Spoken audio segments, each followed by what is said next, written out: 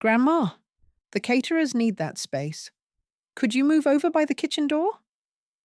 The young woman wore a black headset and carried a clipboard like a shield. She didn't even look at me. Her eyes were already scanning the next table of laughing guests. A cold wave washed over me, so strong I felt the fine hairs on my arms stand up. The ballroom air conditioning hummed, but I suddenly felt hot and flushed. This was my granddaughter Ashley's wedding. I had paid for the glittering chandeliers above us. I had paid for the towering cake in the corner and the very dress Ashley was wearing. And now I was being moved like a piece of inconvenient furniture. I looked for my son, Mark, or his wife, Karen. They were across the room, deep in conversation with the groom's parents. Karen threw her head back and laughed, a bright, tinkling sound that didn't reach her eyes. Ashley was on the dance floor with her new husband, spinning under the lights, a perfect princess in a perfect fairy tale I had funded. The wedding planner pointed a sharp, manicured finger toward a small, lonely table tucked into an alcove, right next to the swinging doors of the kitchen. My place in my own family felt like it was shrinking right before my eyes.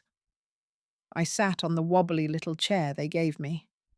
Every few minutes, the kitchen door would swing open with a gust of hot air. It carried the smell of dishwater and burnt garlic. A waiter nearly clipped my shoulder with a tray of dirty plates. The clatter of pots and shouted orders from the kitchen was louder than the soft music playing in the ballroom. From my little corner, I could see my family perfectly. They were a beautiful portrait of happiness. Mark clapped the groom's father on the back. Karen adjusted the silk scarf around her neck and smiled at something his wife said. They never once glanced in my direction. They didn't seem to notice my empty seat at their table, the one now occupied by a large floral arrangement. It was as if I wasn't a person, but an account at the bank that had finally been paid out. I was wallpaper, the quiet, floral print wallpaper that paid for the party. I smoothed down the silk of my dress, the most expensive one I owned. It felt foolish and out of place back here by the garbage bins. My mind drifted back 3 months. Mark and Karen had been sitting on my floral sofa, the one my late husband Frank and I bought 30 years ago. The afternoon sun streamed through the window, catching the dust motes dancing in the air. Karen had a glossy folder on her lap. She slid it across the coffee table to me. "We've run the numbers, Eleanor," she'd said, her voice smooth as butter. The budget inside was for a wedding twice what I had imagined. It had numbers with so many zeros they looked like a mistake. Mark just sat there, nodding. "Ashley only gets married once, Mom." "It's what Ashley deserves, Eleanor," Karen had added, her eyes serious. "It's an investment in her future." An investment. That's the word she used. I remember nodding, feeling the familiar pressure to just say yes, to be the good mother, the helpful grandmother. But as I sat there by the noisy kitchen door, a sharp memory surfaced. It was Frank's voice, clear as a bell in my mind, from years ago. "Be careful, Ellie," he'd said one night, looking over his checkbook. "Our boy has a hole in his pocket, and he thinks your heart is the patch." Back at the wedding, the clinking of a spoon against a glass brought me back. The toasts were starting. The groom's father went first, telling a funny story that made everyone laugh. Then my son Mark stood up. He looked so handsome in his tuxedo. He raised his champagne flute. "To my daughter, Ashley," he began, his voice thick with emotion. He spoke of her childhood, of how proud he was of the woman she'd become. He praised her new husband and welcomed his wonderful new in-laws to the family. He told a long story about a business deal he'd closed last year, linking it somehow to the importance of ambition in a marriage. He toasted everyone. The bridesmaids, the caterers, even the wedding planner with the clipboard, but he never mentioned me. Not a single word about the woman who made the entire day possible. The room applauded, and I just sat there, my hands folded in my lap, feeling the applause vibrate through the floor. A soft hand touched my shoulder.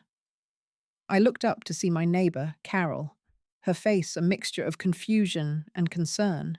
She lived 2 doors down from me, and we shared cuttings from our rose bushes. "Eleanor, what on earth are you doing back here?" she whispered, her eyes taking in my little table and the swinging kitchen door. "I thought you'd be at the main table." Her voice was kind, but her pity was a spotlight. The shame, which had been a dull ache, suddenly burned hotter than the plates coming out of the kitchen. I tried to smile, to pretend this was my choice, that I preferred the quiet. But the lie got stuck in my throat. "The caterers needed the space," I mumbled, the words tasting like ash in my mouth. Carol just looked at me, and in that look, I saw my own humiliation reflected back. It was real now.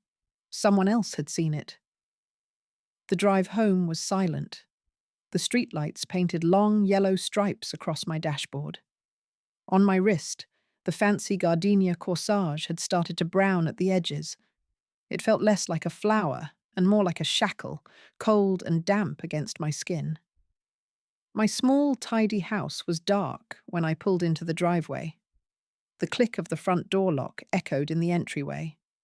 It smelled of lemon polish and old books, the only safe place left in the world. I didn't turn on the television. I just sat in my favorite armchair, the one with the soft floral print, and let the silence settle around me. I replayed every moment. The wedding planner's sharp voice. My son, Mark, laughing at a table far away from me. The pity in my neighbor Carol's eyes. The humiliation didn't feel hot anymore. It had cooled and hardened into a small, heavy stone in the pit of my stomach. My phone buzzed on the side table, its screen a harsh blue light in the darkness. It was a text from Ashley. "Thanks for the check, Grandma. Best day ever." There was a string of happy emojis. She didn't ask if I got home okay. She didn't even mention seeing me there. The next morning, the sun came up, just like it always does. I moved through my routine like a wind-up toy. I measured the coffee grounds, listened to the drip, drip, drip of the machine, and watered my big blue hydrangeas by the porch. The cool spray from the hose felt good on my hands. I checked my bank account online. My Social Security deposit was there. A small comfort. I walked to the end of the driveway and opened the squeaky metal door of my mailbox. Inside was the usual collection of grocery store flyers and a bill for my Medicare supplement. Tucked between them was a crisp, cream-colored envelope with the Homeowners Association logo on it. I opened it at the kitchen table. It was a formal notice. A complaint from a neighbor about my overgrown rose bushes along the fence. They said the thorns were a hazard. It was just one more small pressure, one more voice telling me I was doing something wrong. The phone rang just after lunch. I saw Mark's picture on the screen and my stomach tightened. I answered. "Hello, dear." "Hey, Mom," he said. His voice was rushed. He didn't ask how I enjoyed the wedding. He didn't ask how I was feeling. "Listen, I just got off the phone with the caterer. There were a few extra charges for overtime. You know how it is." I knew exactly how it was. "Oh?" I said, my voice quiet. "Yeah, it's nothing huge. Can you cover them? It's only another $1,200. "Yes," I said, before I could even think. "Yes, of course, Mark." It was a habit, like breathing. He said a quick thanks and hung up. I stood there holding the silent phone, realizing that this was a habit I needed to break. I sat down at my late husband Frank's old desk in the spare room. The heavy oak felt solid under my elbows. I pulled out my checkbook and wrote a check to the catering company for $1,200. My pension felt smaller than ever. The wedding had drained my savings down to almost nothing. A quiet, burning feeling rose in my chest. I wasn't a grandmother. I was a bank that was about to go under. I sighed and went to put the checkbook back in the top drawer. My knuckles brushed against the small, locked drawer on the right side of the desk. The little brass keyhole seemed to stare at me. I hadn't opened it in the 5 years since Frank passed away. I knew where he kept the key. I went into my bedroom and opened the heavy lid of my mother's old mahogany jewelry box.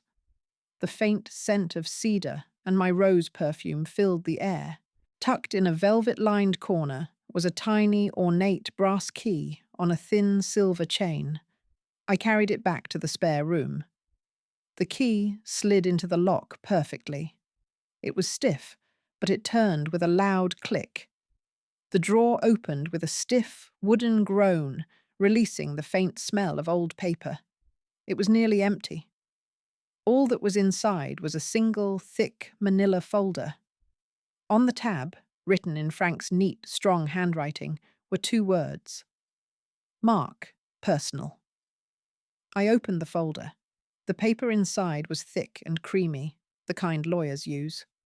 It wasn't a note or a reminder. It was a formal loan agreement, typed and dated 10 years ago. The amount was listed in stark black ink, $150,000. The purpose, a capital injection for Mark's failed consulting business. My breath caught in my throat. I saw the 3 signatures at the bottom. Frank's strong, clear script. My own, a little more shaky, and Mark's looping, confident signature. There was a detailed repayment schedule, with dates and amounts that I knew had never been met. I had completely forgotten this formal document existed. We had helped him, of course, but in my mind, it was just what parents do. I never thought of it as this. A binding contract. I ran my finger over the edge of the paper. In the margin, next to the repayment clause, was a note in Frank's familiar handwriting. Eleanor, protect yourself. This is our future. His words felt like a message sent across time, a warning I had failed to hear. The sense of betrayal was a physical thing, a cold weight in my chest. This wasn't a gift we had given. It was a loan, a massive debt that my son had simply decided to ignore for a decade. My hands were shaking so hard I could barely work the kettle. I made a pot of strong black tea, the way Frank used to like it. The warm ceramic of the mug did little to stop the trembling. I sat back down at the desk and just stared at the paperwork. Every check I'd written for that wedding, every dollar I'd handed over without a second thought, it all looked different now. It wasn't generosity, it was foolishness. I picked up the phone and dialed my neighbor, Carol. She answered on the second ring. Eleanor, is everything all right? You sound funny. Carol, I found something, I said, my voice thin. I read her the entire document, from the date to the signatures to Frank's note in the margin. I didn't add any emotion. I just read the words on the page. When I finished, the line was silent for a long moment. I could hear the hum of her refrigerator. Eleanor, she finally said, her voice low and serious. That's not a piece of paper. That's a weapon. I felt a sudden, sharp clarity, like a window being wiped clean in a storm. I realized I hadn't been building a family. I'd been funding an illusion. Carol gave me the name of an estate lawyer she knew, a man she called a bulldog.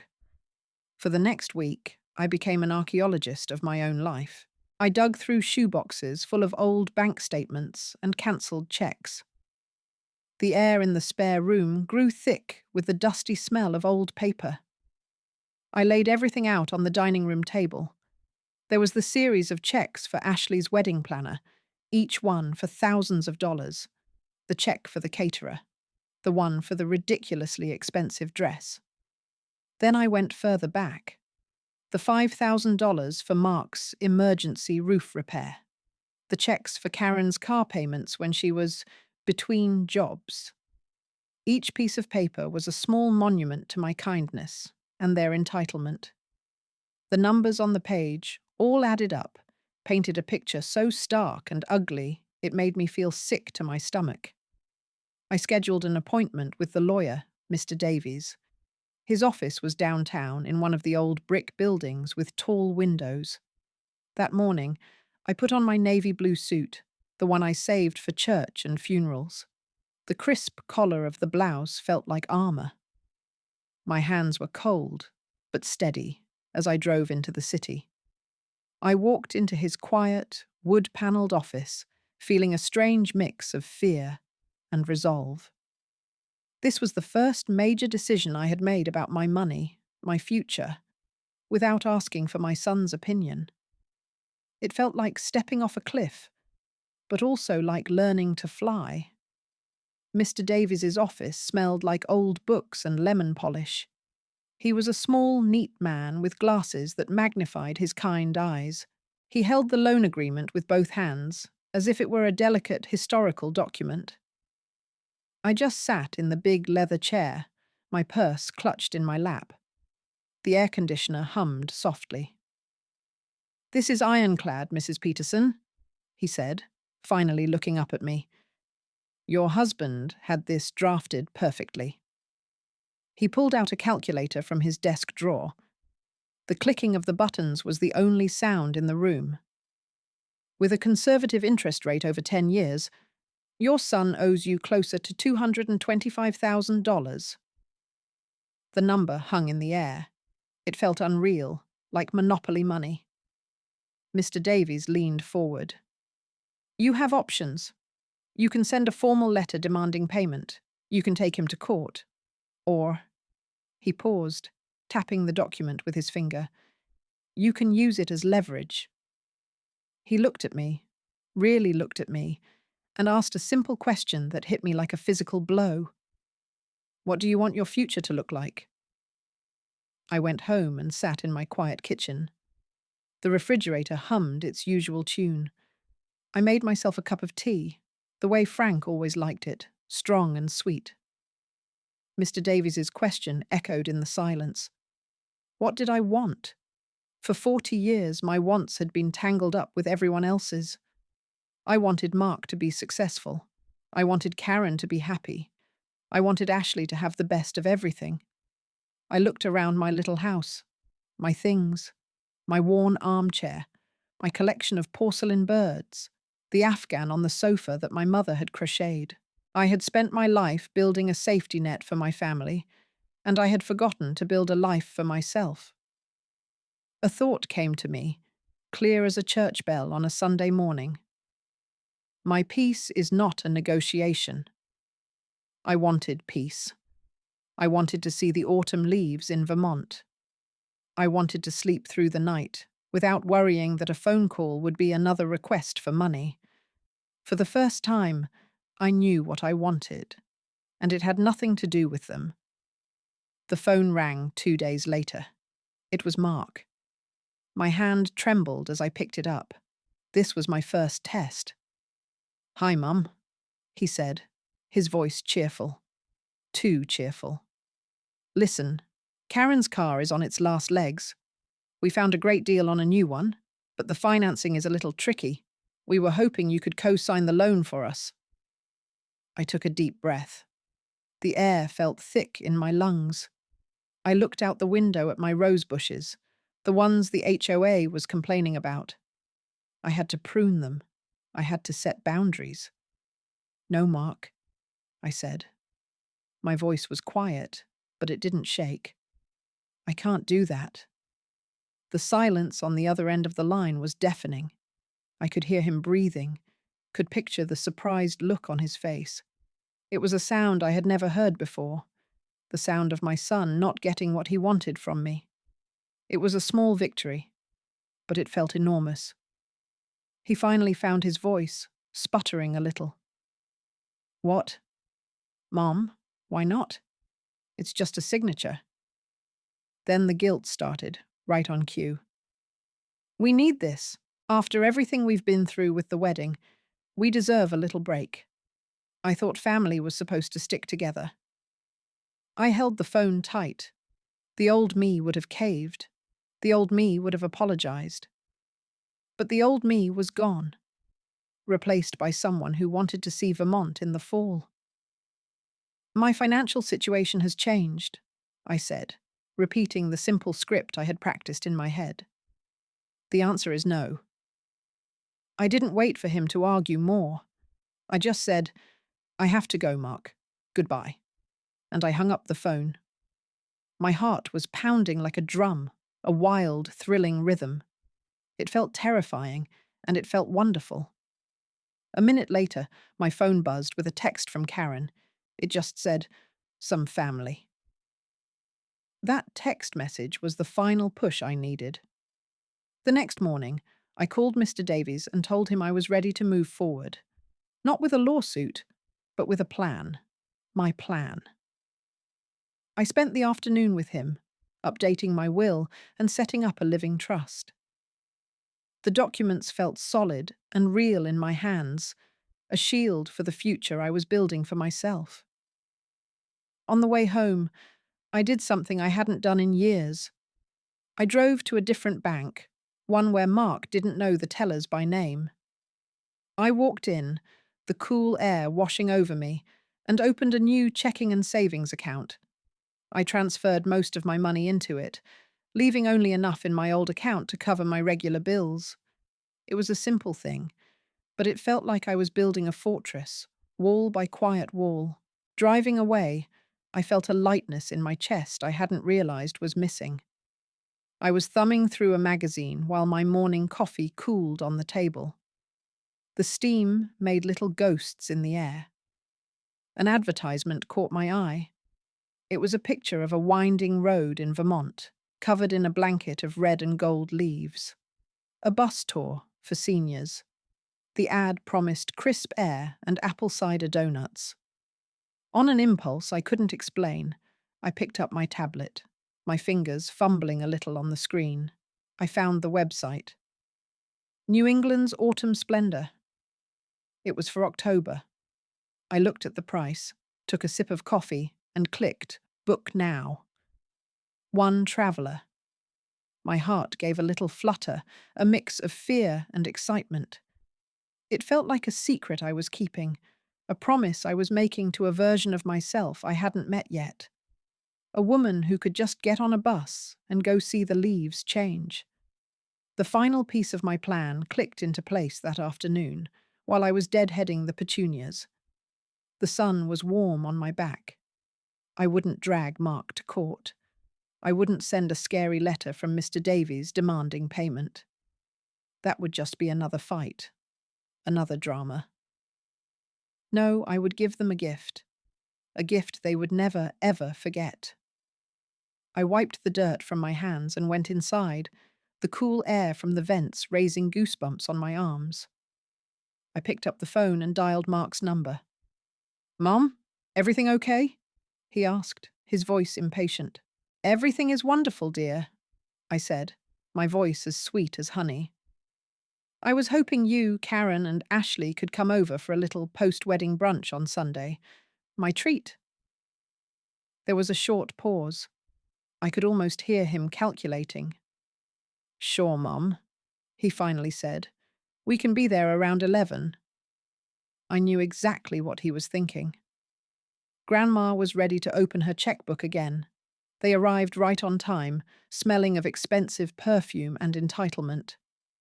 Karen was carrying a new designer handbag.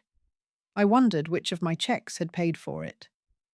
They walked into my dining room like they were expecting a 5-star restaurant, but I had kept it simple. A homemade quiche was cooling on the counter, its cheesy top golden brown. A big bowl of fruit salad sat in the center of the table, gleaming with color. "This is nice, Mom," Mark said, already looking around as if searching for the real reason I'd invited them. "It's just a little something," I said, pouring them coffee. I let them talk. They went on and on about their honeymoon plans to Italy, the new furniture they wanted for their guest room, Ashley's ideas for a down payment on a house. I just listened, refilled their cups, and smiled. I was a quiet, pleasant old woman making them brunch. They had no idea they were the guests of honor at their own execution. When they had finished eating, I left the plates on the table. I picked up my glass of orange juice, the condensation cold against my fingers. I cleared my throat softly, and they all looked at me, their conversation stopping. Mark and Karen exchanged a tiny, knowing look. They thought the moment had finally come. "I was so sorry I didn't get to give a proper toast at the wedding," I began. My voice didn't shake.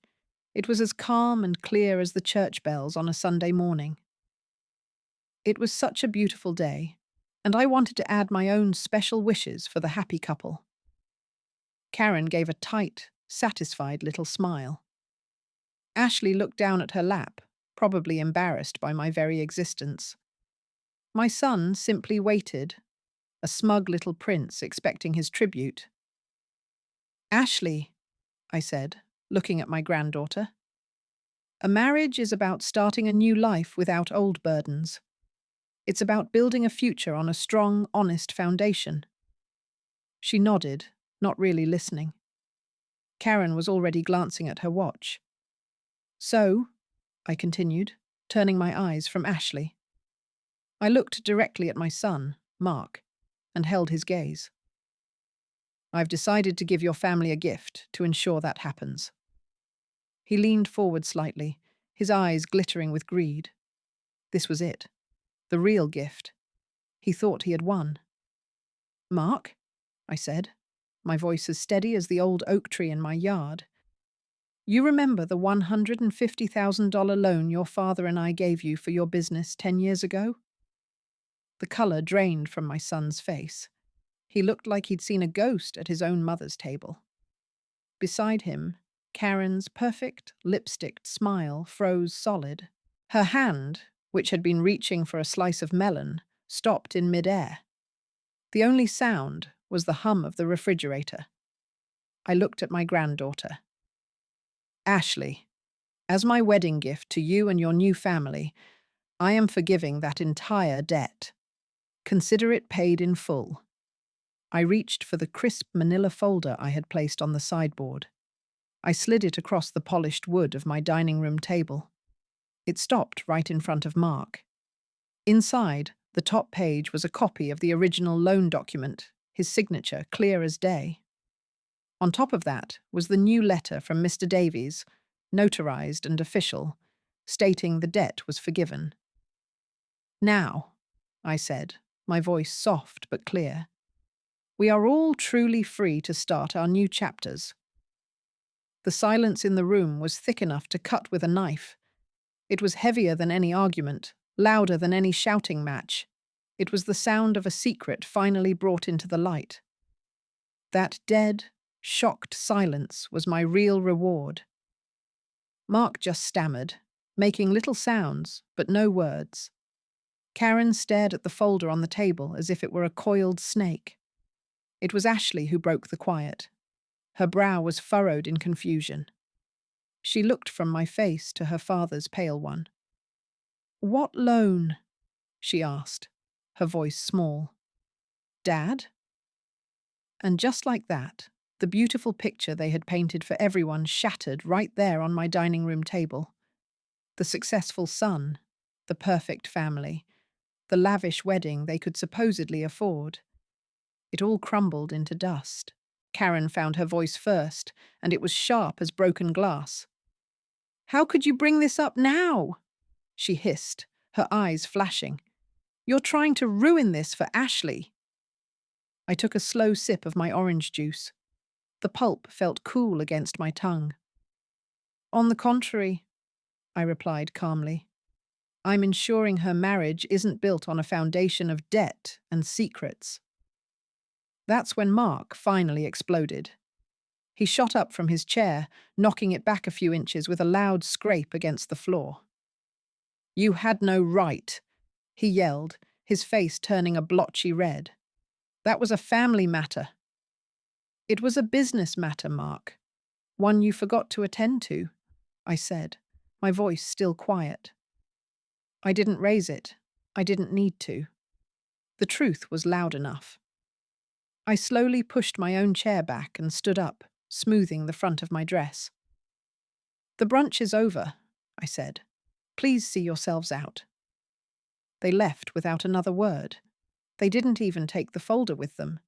It just sat there on the table, a testament to what had happened. Before their car had even pulled out of the driveway and onto the street, my phone started ringing. The screen showed my sister's name, Mark's aunt. The spin had begun. I let the phone ring. The sound echoed in the quiet dining room. Then the screen lit up with messages. One after another, they buzzed against the polished wood of the table where the forgiveness letter still lay. From Mark. You embarrassed me. You humiliated Karen. From Karen. I can't believe how cruel and manipulative you are. I picked up the phone. My thumb hovered over their names. I felt a flicker of that old, familiar ache, the one that always made me want to smooth things over. It felt like a phantom limb, a piece of me that was no longer there. I took a slow breath, held it, and then pressed delete. I deleted Mark's message. I deleted Karen's. Then I turned the phone off completely. The silence was wonderful.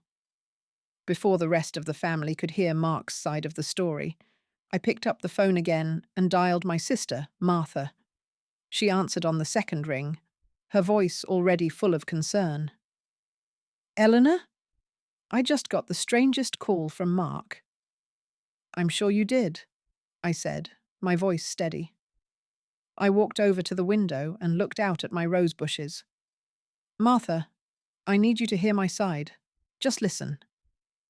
I told her everything. The wedding, the seat by the kitchen door, the constant requests for money. And then I told her about the loan, the one Frank made me document all those years ago. There was a long silence on the line. I could hear the faint sound of her television in the background. Well, she finally said, her voice raspy but clear. It's about time, Eleanor. Frank would be proud of you.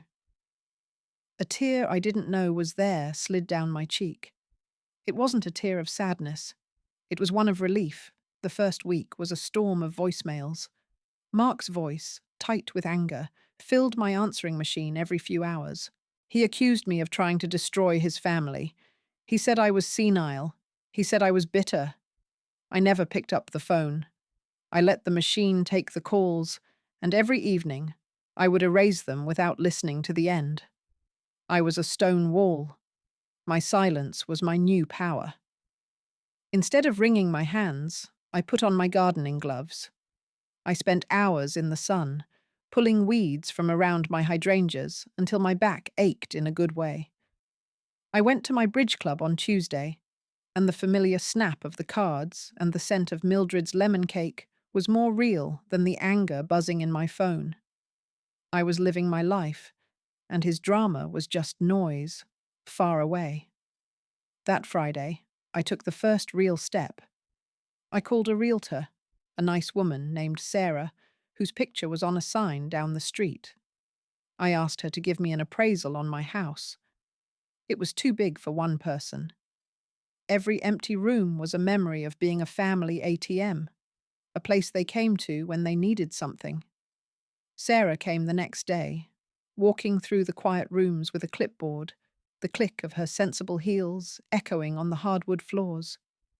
She called me that evening. Eleanor? She said, her voice bright. The market is very strong. I think you'll be pleasantly surprised. She gave me a number. I had to sit down. The house was worth significantly more than I had ever imagined. The next afternoon, the doorbell rang.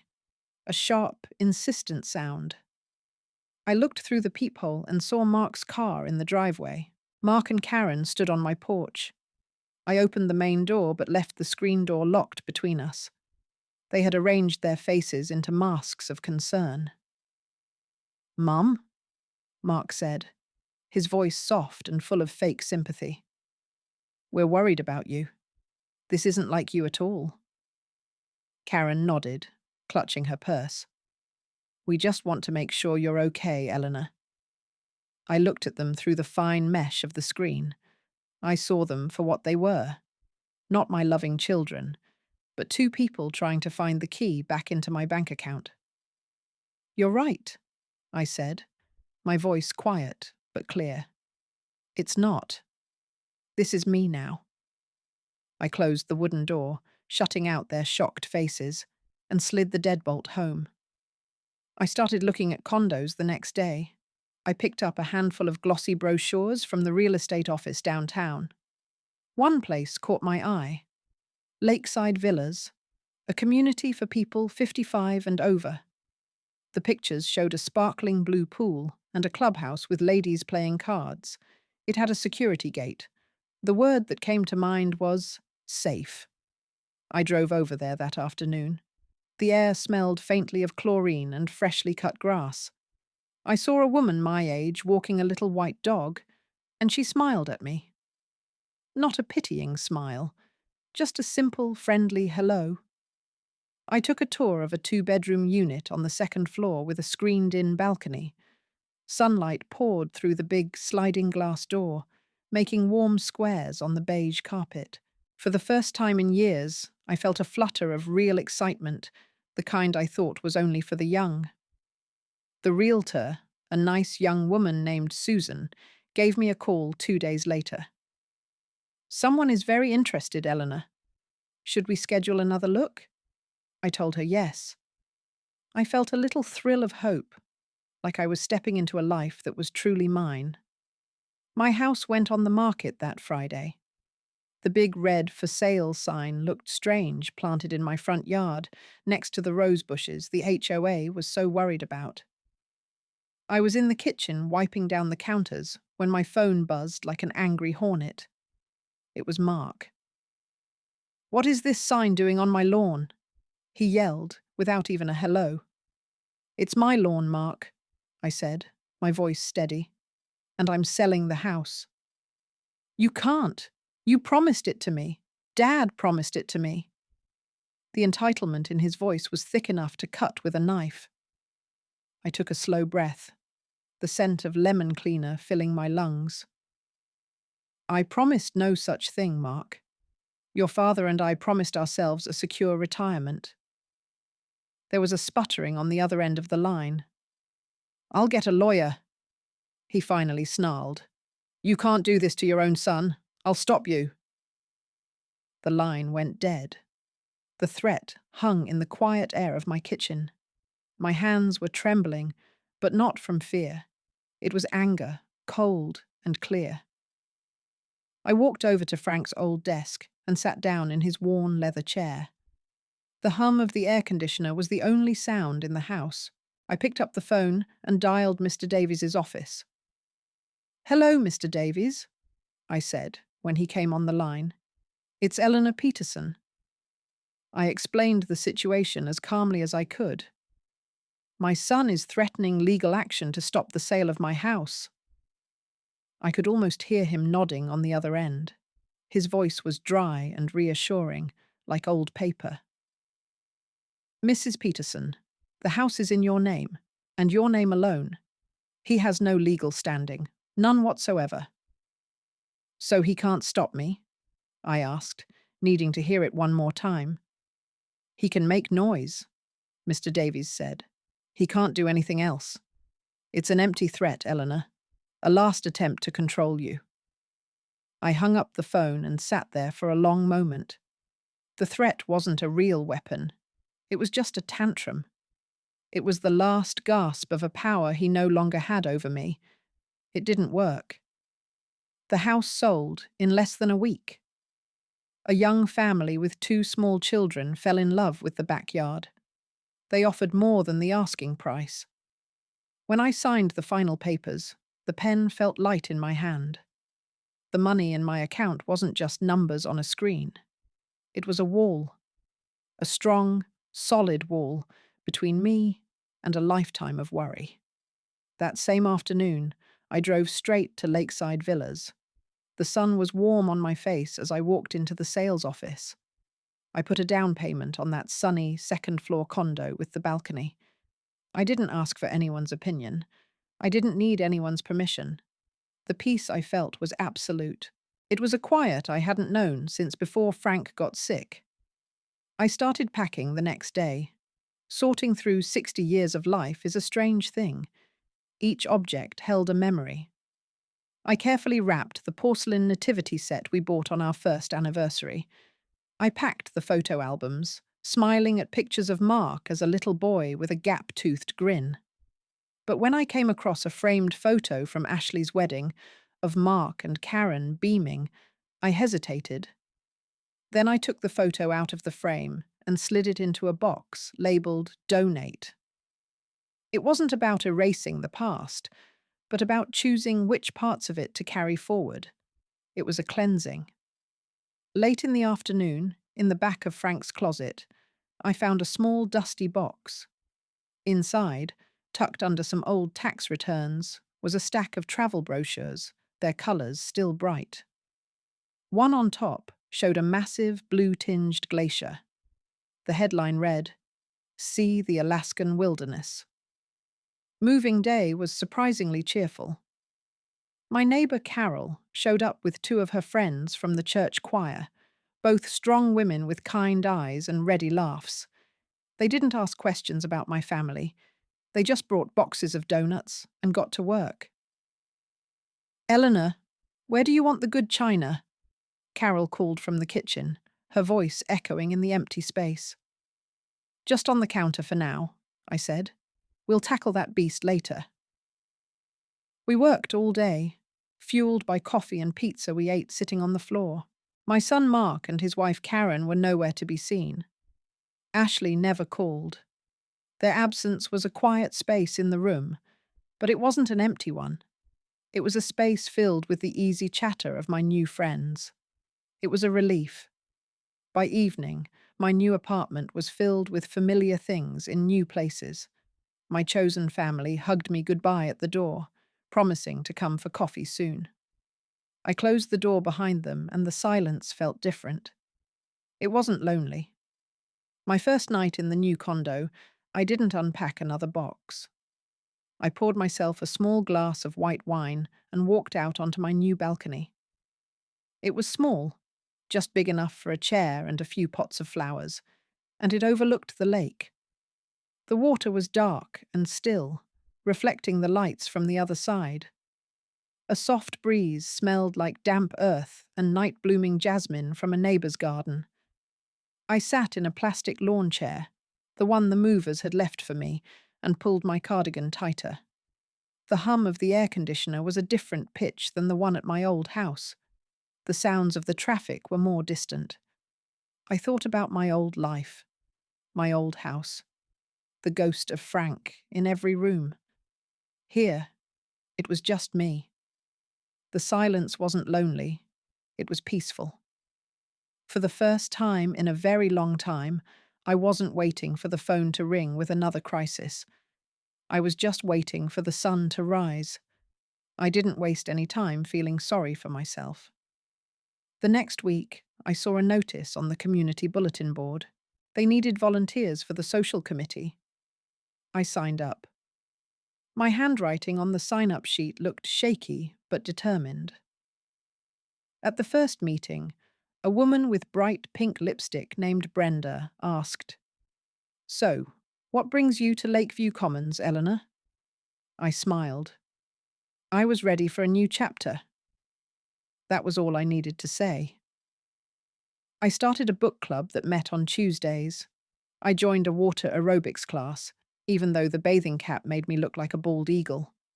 I was no longer just Mark's mother or Ashley's grandmother.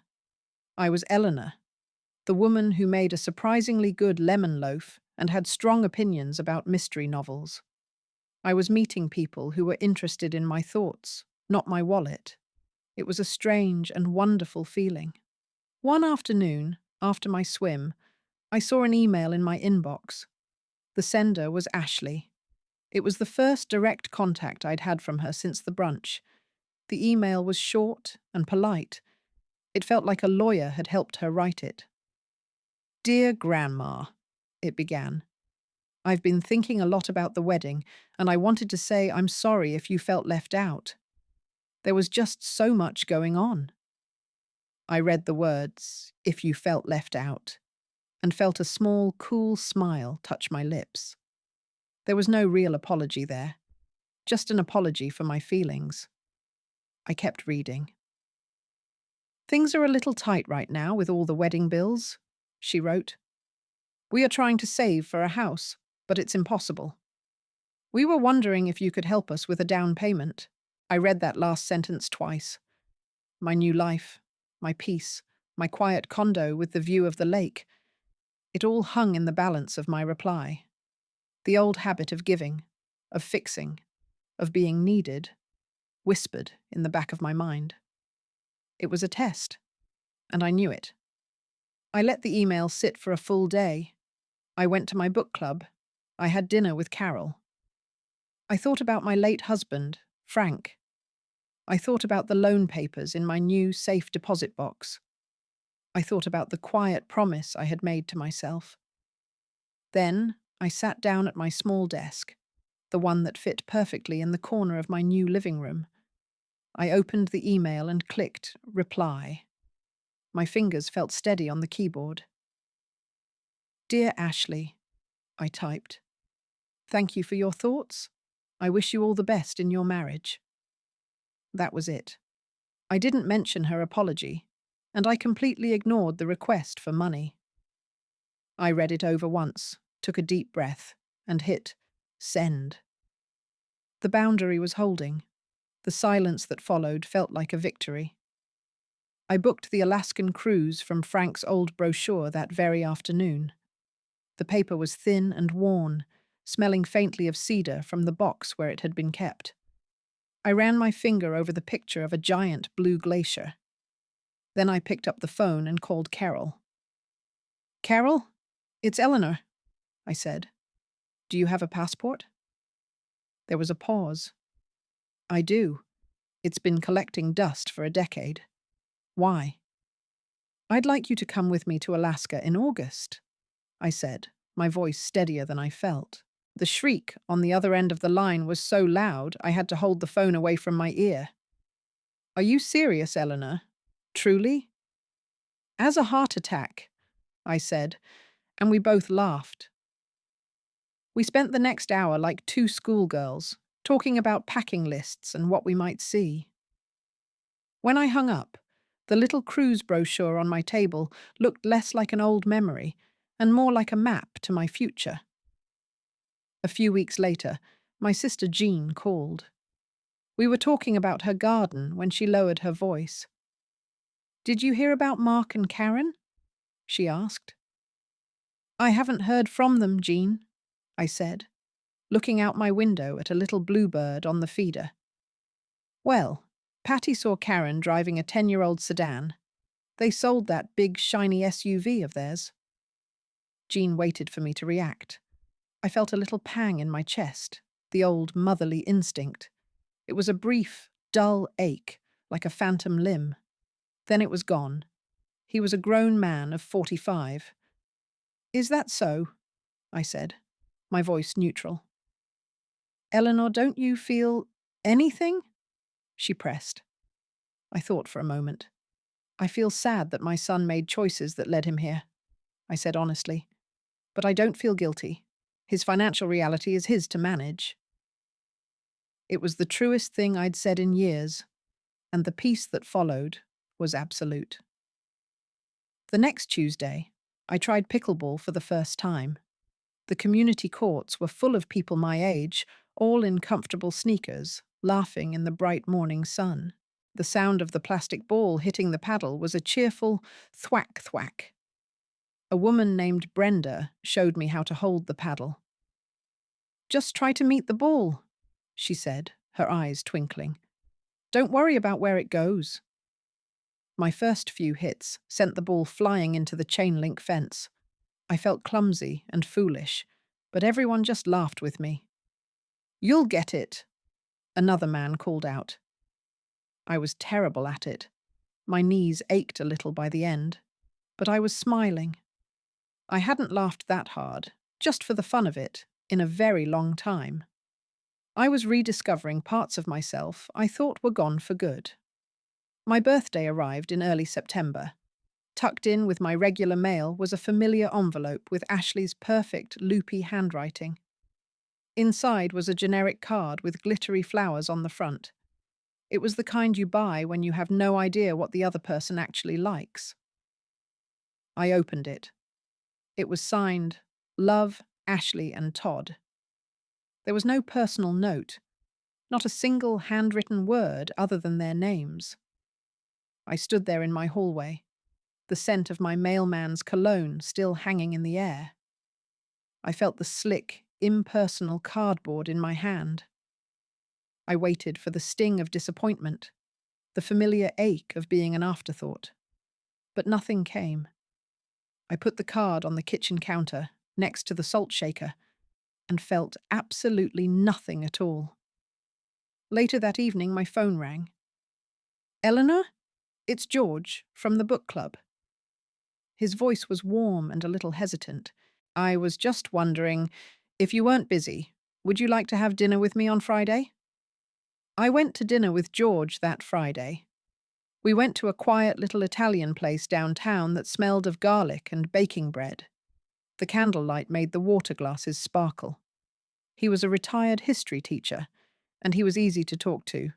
He asked about my life, and he actually listened to the answers. "Frank and I always wanted to go to Italy," I told him, swirling the red wine in my glass. "My wife and I made it there once," he said, a soft, sad smile on his face.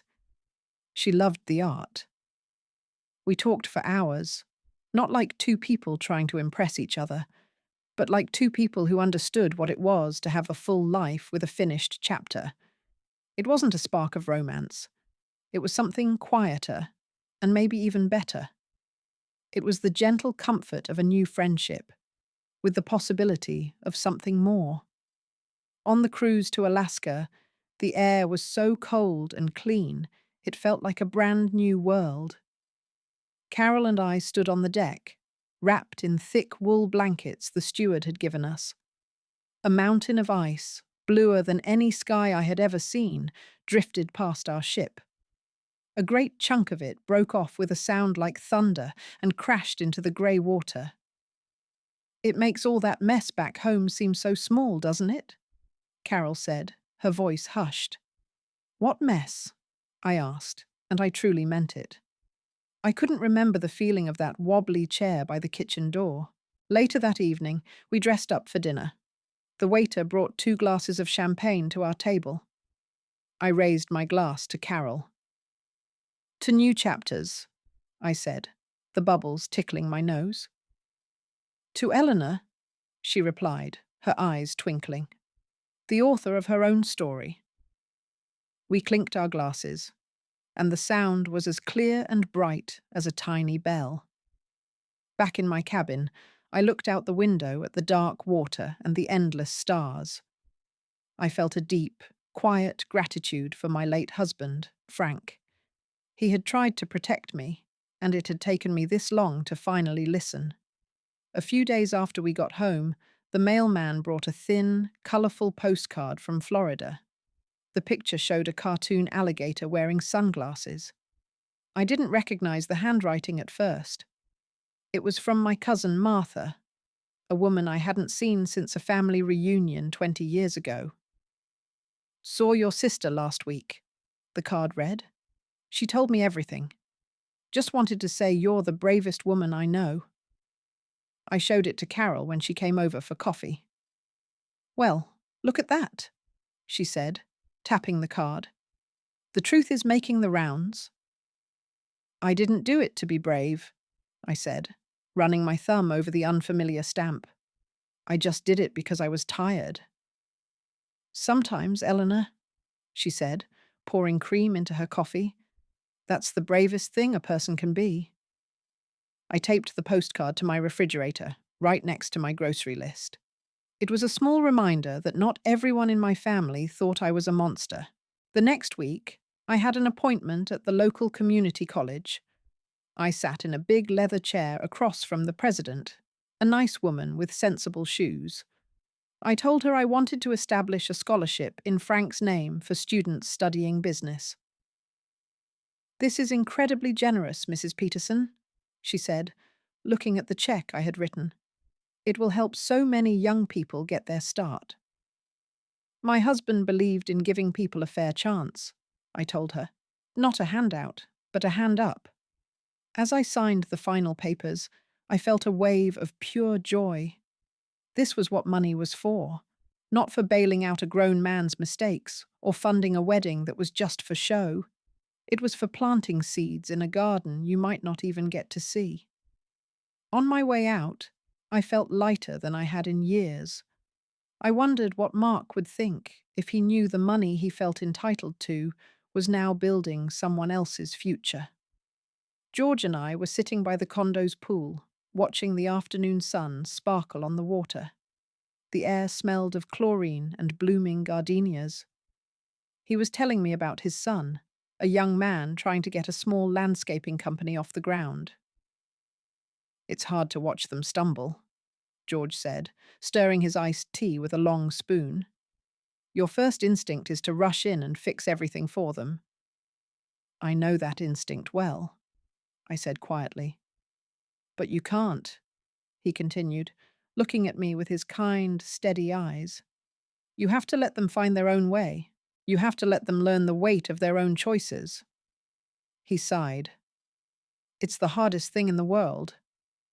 I smiled, a real, genuine smile that reached my eyes. "Yes, it is," I said. "But it's also the greatest gift you can give them." He reached over and gently patted my hand, and we just sat there in the warm sunshine, understanding everything without needing to say more. I stood on my balcony at sunset, the plastic watering can cool in my hands. The geraniums I had planted were a brilliant, fiery red against the soft purple of the evening sky. I gave them a good, long drink, watching the water darken the soil.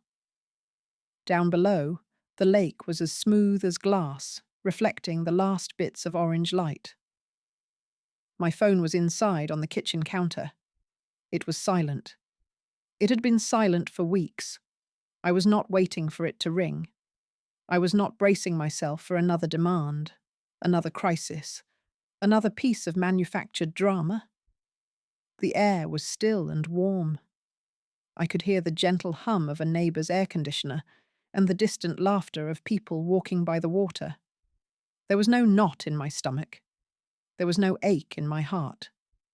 There was only this quiet, this peace. I took a deep breath, and I finally felt like I was home.